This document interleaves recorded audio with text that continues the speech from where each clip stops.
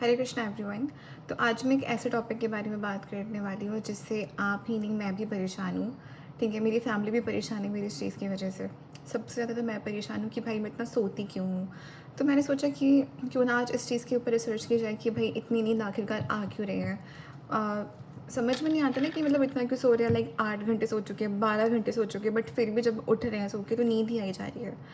तो मैंने सोचा कि चलो थोड़ा सा रिसर्च करते हैं इस बारे में, क्योंकि सिर्फ मैं ही नहीं, बहुत सारे लोग परेशान हैं। क्योंकि मैं अपने कुछ दोस्तों से पूछती हूँ कि भाई तुम भी सोते हो क्या, तो दे आर लाइक अरे हम भी बहुत ज़्यादा सो रहे हैं आजकल। तो मैं कुछ जानना चाही थी कि आखिरकार रीज़न्स क्या हो सकते हैं। कुछ लोग होते हैं जो सिर्फ 4 घंटे सोते हैं, 5 घंटे सोते हैं, they still feel fresh. And कुछ लोग जैसे मुझ जैसे के लोग जो बहुत ज़्यादा सोने के बावजूद भी उन्हें नींद ही आती रहती सारा दिन। तो मैंने कुछ रीज़न्स निकाले हैं जो शायद बिल्कुल फैक्ट हैं, आज की जनरेशन के लिए बिल्कुल मैच करते हैं।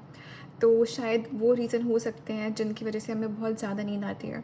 तो मैं धीमे-धीमे करके आपसे वो सारे के सारे जो इतने भी पॉइंट्स मैंने पढ़े हैं और जो रिसर्च करके निकाले हैं, वो आपको बताने वाली हूँ। आप रिलेट कर पाओगे उन टॉपिक से, उन पॉइंट से, तो फिर आपको पता चलेगा कि आप कहाँ-कहाँ गलती कर रहे हो, ताकि आप उसको सुधार सको। तो मैं तो अपनी स्लीप साइकिल ना ठीक करना चाहती हूँ, क्योंकि अगर आप सोते रहोगे हर टाइम तो अपने करियर पे कैसे फोकस करोगे।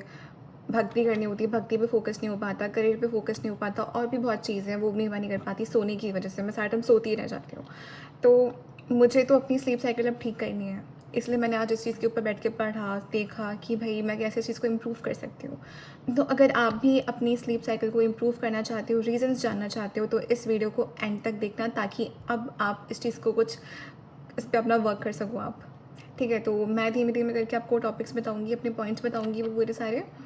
उस चीज़ को ध्यान से सुनना, उस चीज़ को अप्लाई करना, ताकि आप अपनी लाइफ़ को बेटर कर सको। अब लाइफ़ सोने में नहीं गँवानी है, कुछ काम करना है अच्छा। तो पहला पॉइंट तो है कि भाई जो फ़ोन का जो एडिक्शन हो गया आजकल, तो होता है क्या, जब हम रील्स कॉन्स्टेंटली स्क्रॉल करते हैं ना, तो वो हमारे ब्रेन को एक तरह से हैप्पी हार्मोन रिलीज़ करता है, बहुत एक्साइटिंग कर देता है, जिसकी वजह से हमारी जो स्लीप साइकिल है वो काफ़ी हद तक इम्पैक्ट होती है। हमारा जो दिमाग है ना, वो एक टाइम भी शांत बैठ ही नहीं पाता, हम एकदम से रहता है कि अरे नेक्स्ट रील क्या होगी, नेक्स्ट रील क्या होगी। हम स्क्रॉल करते ही चले जाते हैं।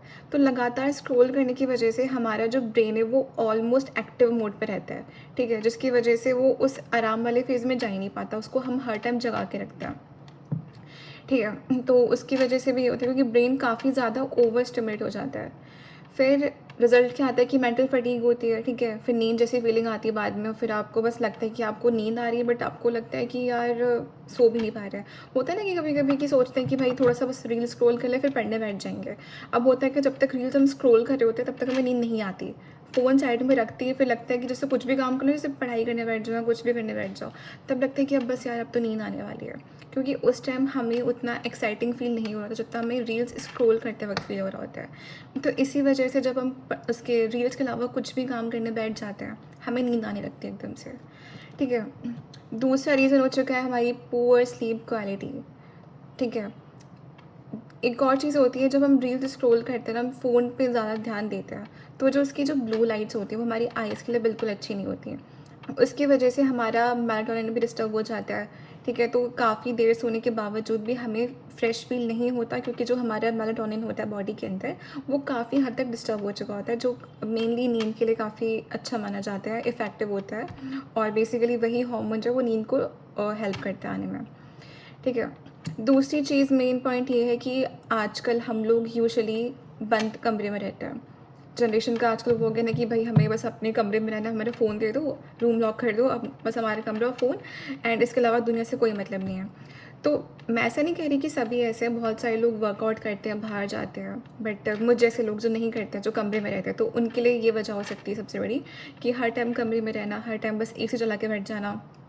ठीक है, बाहर नहीं निकलना, तो उसकी वजह से लैक ऑफ ऑक्सीजन भी काफ़ी हद तक हो जाती है, क्योंकि मतलब बाहर हम जब जाते हैं, ठीक है, तो बाहर टहलने में और सिर्फ बंद कमरे में पड़े रहने में काफ़ी अंतर होता है। बाहर जाने पे हमें काफ़ी ज़्यादा ऑक्सीजन मिलती है, जब सुबह हम जाते हैं वर्कआउट के लिए या जैसी भी चीज़ें करते हैं, तो वो काफ़ी हेल्पफुल रहता है। ठीक है, तो ऑक्सीजन डेफिशिएंसी भी हो जाती है क्योंकि पुअर एयर फ्लो रहता है काफ़ी ज़्यादा कमरे में, बाहर के कंपैरिजन में, लाइक ग्रीनरी के कंपैरिजन में। तो इसका सॉल्यूशन तो मैं ये निकालने वाली हूँ कि मैं सोच रही हूँ कि मैं सुबह-सुबह ना थोड़ा-सा वर्कआउट शुरू कर दूँ, लाइक पार्क वगैरह में जाके जहाँ पे थोड़ी-सी हरियाली हो अच्छी खासी, ठीक है? ताकि ऑक्सीजन का फ्लो मेरी बॉडी में आए अच्छे से। दूसरी चीज़ मैं ये सोच रही हूँ कि कुछ इंडोर प्लांट्स होते हैं, जो ऑक्सीजन के लिए बहुत अच्छे होते हैं। तो मैं सोच रही हूँ कि वो कुछ ऐसे प्लांट्स जो काफ़ी अच्छे हों वास्तु के अकॉर्डिंग भी और ऑक्सीजन के अकॉर्डिंग भी। तो मैं उन प्लांट्स को अपने पास ले आऊँ, अपने कमरे में रखूँ, अपने टेबल पे रखूँ, जहाँ मैं सोती हूँ वहाँ रखूँ साइड में, ताकि जितना भी ऑक्सीजन का फ्लो है वो थोड़ा-सा आता रहे, मेरे दिमाग के अंदर जाता रहे, ताकि थोड़ा-सा मेरी मेमोरी भी ठीक हो जाए। क्योंकि ऑक्सीजन अगर ढंग से बॉडी में नहीं आ रही है, तो बहुत थकान फ़ील होती है, ठीक है? मेमोरी लॉस हो जाता है, आपको चीज़ें याद नहीं रहती हैं और मैं तो बहुत चीज़ें भूल जाती हूँ। ठीक है, तो इसके अलावा पॉइंट्स है कि आप जब बहुत ज़्यादा जंक फूड खाते हो या हैवी फूड खाते हो, तो बहुत ज़ाहिर-सी बात है उससे भी बहुत ज़्यादा नींद आती है। तो अगर आप स्टूडेंट हो या आप कुछ ऐसा काम करना चाहते हो जिसमें आप चाहते हो आप एक्टिव फ़ील करो, तो कोशिश ये रखो कि थोड़ा लाइट फूड लो और जितनी भूख हो ना उससे थोड़ा कम फूड खाओ, तो उससे भी आप नींद पे कंट्रोल कर पाओगे अपनी। तो इसके अलावा आजकल बहुत ज़्यादा लोगों को मेंटल स्ट्रेस रहता है, तो मेंटल स्ट्रेस लेने पे तो लोगों को नींद कम ही आएगी ऑब्वियसली, वो सोचते रह जाएँगे हर टाइम, लाइक ओवरथिंकिंग जो लोग करते हैं कि यार भाई ऐसा क्यों हो गया, वैसे क्यों हो गया, ऐसा होना चाहिए था, वैसा होना चाहिए था। तो एक बात तो समझ लो कि हमारे हाथ में सिर्फ़ ये है कि हम एक्शन ले सकते हैं। एक्शन का रिएक्शन हमारे हाथ में उतना नहीं होता है। हम एक्सपेक्ट कर सकते हैं कि हाँ, थोड़ा बहुत रिएक्शन ये हमें हो सकता है, जैसे कि हम फॉर एग्ज़ाम्पल आम का बीज अगर हम डालेंगे, ठीक है, तो हमें एक्सपेक्टेड होगा कि हाँ, आम का ही पेड़ निकलेगा, ठीक है, तो इतना आप एक्सपेक्ट कर सकते हो। ओवर एक्सपेक्टेशंस नहीं रखनी है किसी से भी। आप ये मत एक्सपेक्ट करो कि भाई बबूल के पेड़ पे नीम निकल आएगा। तो जितनी जिस इंसान से एक्सपेक्टेशन रखना है उसकी उसकी औकात के हिसाब से, उसकी हैसियत के हिसाब से आपको एक्सपेक्टेशन रखनी है हर चीज़ से, हर काम से, हर इंसान से, ताकि ऐसा कुछ भी ना हो आगे जाके कि आपको वो स्ट्रेस दे सके। दूसरी चीज़ है ये कि किसी को भी इतना वैलिडेशन आप दो ही मत, किसी काम को भी या किसी चीज़ को इतना वैलिडेशन नहीं देना कि वो आपको बहुत ज़्यादा स्ट्रेस दे सके।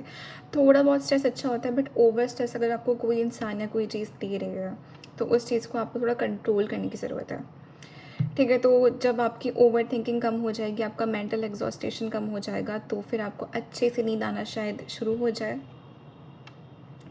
इसके अलावा सनलाइट की कमी, आजकल हो गया ना कि भाई धूप में जाओगे तो बहुत ज़्यादा काले हो जाओगे, तो उसकी कमी से भी हो जाता है। तो बेस्ट टाइम धूप लेने का है सुबह का टाइम, ठीक है? सुबह-सुबह 6 बजे निकल जाओ धूप लेने के लिए, तो वो जो सन रेज़ होती है ना, आपको उतना हार्म भी नहीं करती है। आप बिना सनस्क्रीन के भी आप वहाँ जा सकते हो उस टाइम, ठीक है? प्लस वो आधे 1 घंटे के आप लोगे धूप अच्छे से, तो आपकी बॉडी में जो विटामिन डी की डेफ़िशिएंसी हो जाती है, उसे भी पूरा करता है।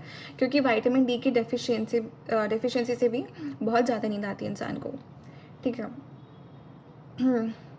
तो ये कुछ पॉइंट्स हैं जो कि बहुत इम्पॉर्टेंट है। अगर इन पे हम थोड़ा-सा ध्यान देंगे तो शायद से हमें अच्छी खासी नींद आने लगे। तो मैं तो आज से ये सारे पॉइंट्स पे ध्यान दे के इन पे वर्क करना शुरू करने वाली हूँ और 2-3 दिन में जाके मैं वो सारे प्लांट्स भी ले आऊँगी जो इंडोर प्लांट्स हैं, जो काफ़ी अच्छी ऑक्सीजन सप्लाई करते हैं रात के टाइम भी। ताकि अगर मैं बाहर नहीं भी जा पा रही तो मेरे कमरे में एटलीस्ट अच्छी खासी ऑक्सीजन रहे, ताकि थोड़ा मेरा दिमाग अच्छे से काम करे और मैं थोड़ा कम सोऊँ, ठीक है? ताकि मैं अपना काम कर सकूँ उठ के। तो मैं तो इन चीज़ों पे ध्यान देने वाली हूँ। तो आई होप ये जो कुछ पॉइंट्स मैंने निकाले आपको हेल्प करें।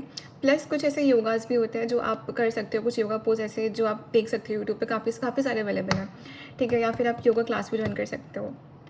बट मुझे ऐसा लग रहा है कि सबसे बेस्ट रहेगा अगर आप योगा भी कर रहे हो ना, तो सुबह किसी जाके पार्क में करो जहाँ पे अच्छी खासी हरियाली हो, ठीक है?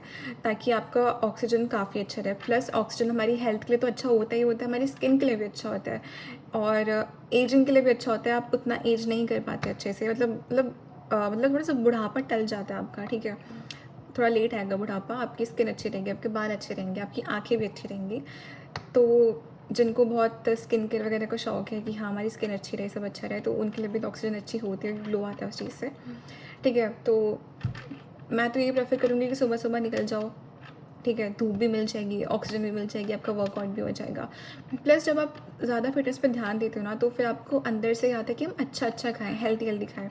तो जब हेल्दी खाओगे तो नेचुरली आपका जो गंदा खाना है वो अवॉइड हो जाएगा, तो उसकी वजह से भी आप ठीक रहोगे। प्लस जब आप सुबह-सुबह उठोगे ना, तो आपके पास पूरा दिन होगा अपना काम करने के लिए। तो आप जब अपने पूरे काम पे फ़ोकस करोगे तो आपका ध्यान फालतू लोगों पे या फालतू चीज़ों पे जाएगा ही नहीं।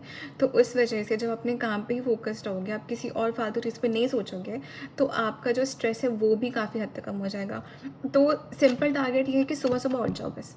सुबह उठ गए तो अपने आप ही पार्क में भी चले जाओगे, धूप भी मिल जाएगी, ठीक है? अच्छा खासा आपको थोड़ा-सा एक्सपोज़र भी मिल जाएगा, अपने काम पे भी ध्यान दे लोगे, अच्छी चीज़ें कर लोगे, अपना खाना-पीना भी सुधार लोगे। तो इतने से पॉइंट से आपकी सारी चीज़ें आई थिंक धीमे-धीमे करके करेक्ट हो जाएँगी। करना इतना है, बस सुबह उठना शुरू कर देना है, ठीक है? तो उससे आपकी सारी चीज़ें अच्छे से हो सकती हैं। और रात को तो मैं कहूँगी भाई अपना फ़ोन बंद करके ना अपने पेरेंट्स को दे दिया करो, ताकि रात को ना वरना रील्स के चक्कर में पड़ गए ना तो बस हो गया काम अच्छे से, ठीक है? तो आई होप ये पॉइंट्स आपको हेल्प करें।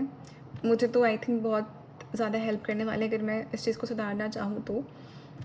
बाकी बात सबको पता होता है, सॉल्यूशंस तो पता होते हैं, बट डिपेंड करता है कि मुझ पे कितना वर्क कर रहा है। तो भाई डिसाइड कर लो कि अब ये वीडियो देख लिया ना तो अब इन चीज़ों पे वर्क करना है, अगर अपना बेहतर चाहते हो तो। ठीक है? Till then bye bye, take care, Hare Krishna.